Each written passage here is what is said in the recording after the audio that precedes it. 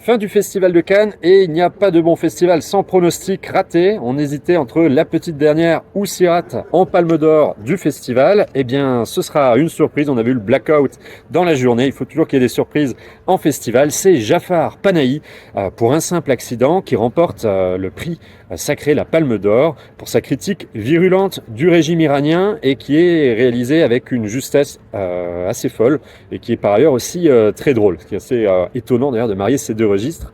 On le voyait nous plus pour le prix du scénario parce que c'est super bien écrit. Au début du film, on va voir un personnage qui en suit un autre. On ne sait pas très bien ce qui va se passer après un accident d'ailleurs. Et en fait, il va le kidnapper, le ligoter. Pensant que c'est l'un de ces tortionnaires du régime iranien, donc qu'il avait brisé pendant des années. Alors là où le film est vraiment hyper bien écrit, c'est qu'on va avoir une petite troupe qui va se réunir dans ce minivan, une petite troupe de personnes qui techniquement ne se connaissent que de près ou de loin, pour chercher à savoir si c'est bien leur tortionnaire, qui était connu sous le nom de Laggy Ball, parce qu'il avait qu'une jambe, et ils vont essayer de savoir s'il faut l'éliminer ou pas. Le film est très très prenant, très bien écrit, ça reste une palme d'or qui est vraiment méritée. On savait que Juliette Binoche est fan de Jafar Panahi, donc c'est pas si étonnant que ça que le film reparte avec la palme d'or. Ce sera un film à soutenir en salle.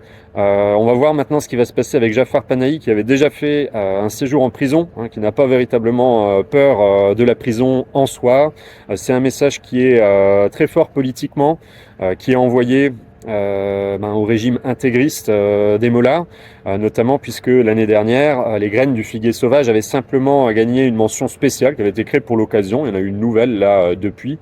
C'est un message très fort, c'est fait avec beaucoup de justesse. On vous invite à aller soutenir le film en salle et à lire notre critique dès que vous irez sur notre site Mag Movie and Game, et surtout à vous abonner et à liker, commenter, nous dire ce que vous avez pensé un petit peu de notre couverture. À très bientôt sur Mag. Ciao.